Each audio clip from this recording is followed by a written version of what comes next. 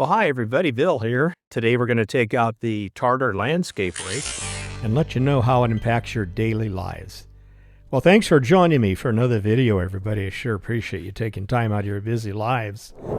All right, in today's project, I want to scuff up this area and seed it, fertilize it, get it into grass. We had a lot of rain. You can see how muddy it's going to be. And this is before I had the top link. So if I wanted to change the angle of attack on those tines, I'd have to do it manually with the top link. Now, having a top link for as long as I have, it would be difficult to live without one.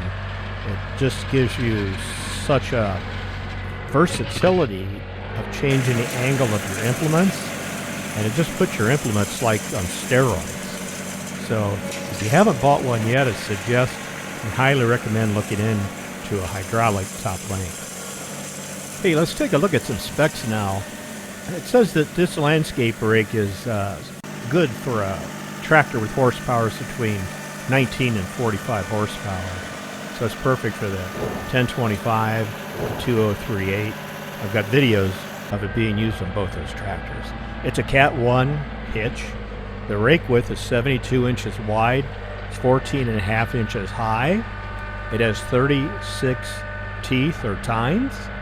There's a 1-inch gap between each tine, and the tine itself is about 1 inch. You can angle that up to 45 degrees right or left. Weighs about 215 pounds. And if you notice that their implements are now in black, I kind of like that. We'll talk about that more later. And it is quick hitch compatible and has a 1-year warranty. They have a nice website. They call this the 200 series landscape rake. They describe it as excellent for smoothing, raking, contouring gravel or soil with its curved C tines. It'll clear rock and other debris off the side. The tines won't destroy your field by digging in too deep.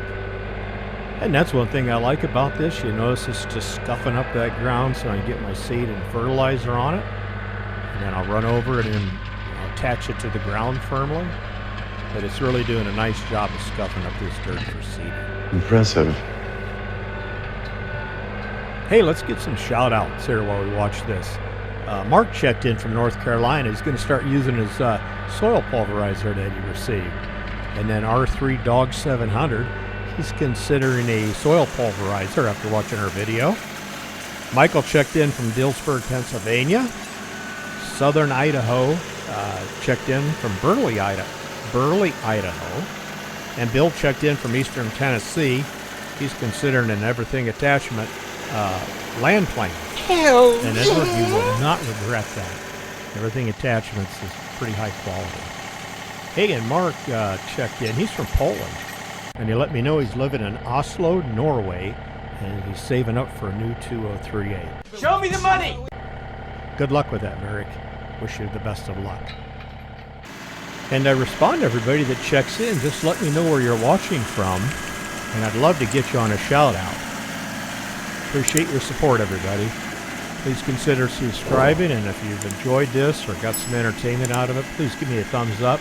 It helps out the analytics quite a bit. Stop pestering me if I do this for you. You know, here's an example now of reversing those tines, and you can push all that debris back into the weeds or the woods or wherever you want to push it. So I do kind of like that when you're all done.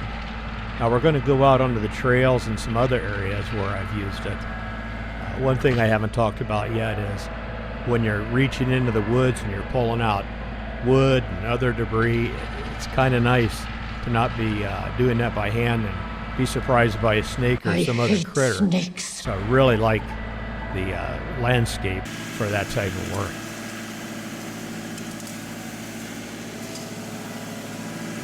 Here's another example of pushing rock and leaves and kind of the spoils that I don't want to be on that new lawn.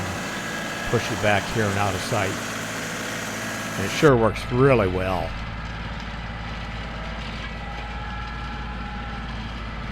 I've been a tine once, and you can purchase those. They're easy to put on, so I do like the design of that. All right, let's wrap this project up. I'm going to get some seed and fertilizer on here. I like to use a Trip 13 fertilizer, and then I use a Midwest seed for our climate here in Iowa. And here's what it looks like when it's all done, a good heavy coat of fertilizer and seed. I'll do a real light raking, get it in good contact with the ground, and we'll check back and see what it looks like here after a few months. All right, so on Saturdays I like to go out and look at my local implement dealer. He carries a lot of the Tarter equipment, and it was some while ago that they did change over to black, and black matches everything. Everything Attachments has been doing that too for a while, and I understand why they're doing that. Just go on through here and look at some of the prices, some of the equipment. Here we're kind of coming up on a landscape rake. You know, 7-8 years ago, I paid $300 for mine. Yikes, and they're $779. What is that, about $100 a foot for a 7-footer? That's too high a price. Always fun to come out and see what's new. I do like the Tarter logo on the side of this. Take a minute in the comments and tell me what you've seen on the implement prices in your area.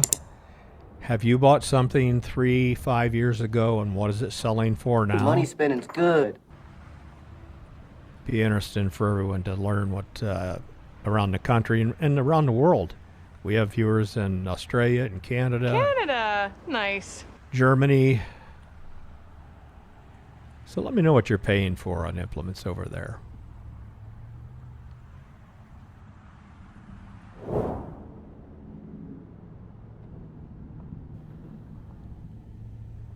There's a tiller for $25.99.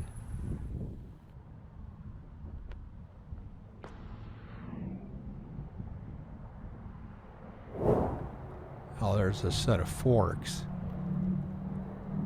Oh boy, $11.49. Whew.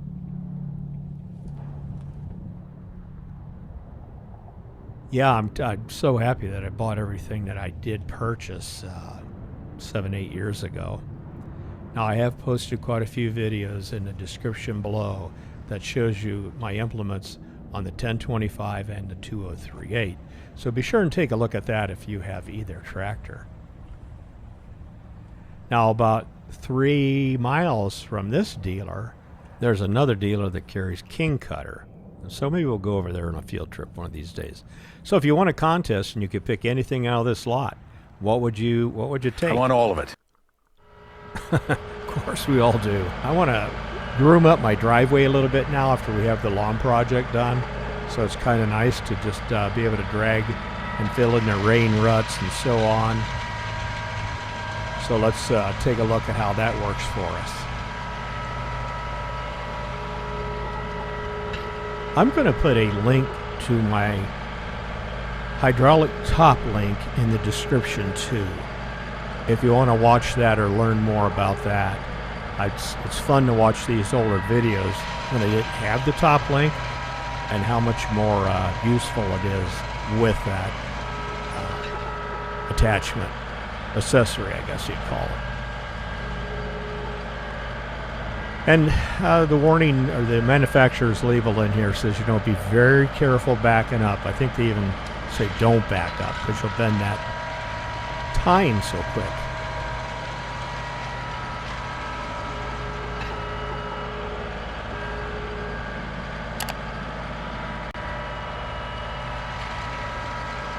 This will never end. Right. I can take a hint. We're getting near the end. If you hung with me this long, thanks so much. But I'm going to show you a couple of examples here of being just real careful.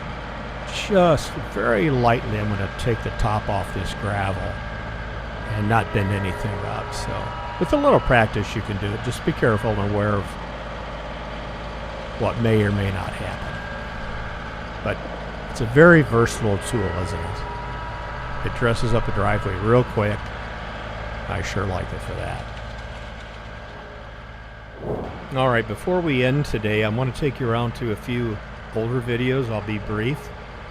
I'm going to post these videos below if you want to take a look at how I use the landscape rake on a 1025 to get my pond back in good shape, drop it into woods and timber that's been sitting there for a decade or so, and pull it out and not get any surprises.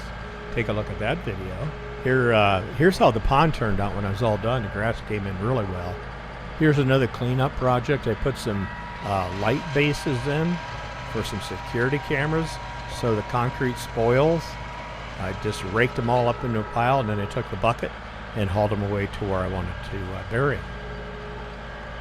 Here's another old favorite. I tore down the gazebo and then hauled in a little black dirt, and the rake is doing a very nice job of just spreading that out. So that rake is very handy implement. I encourage you to take a hard look at it. Someone asked me, can you use it on trails to groom a trail? And here's a couple of examples of that too. So let's wrap this up. Thanks so much, everybody, for tuning in. I sure appreciate it. We'll talk to you real soon. Be kind to each other, and please subscribe. So long, everybody.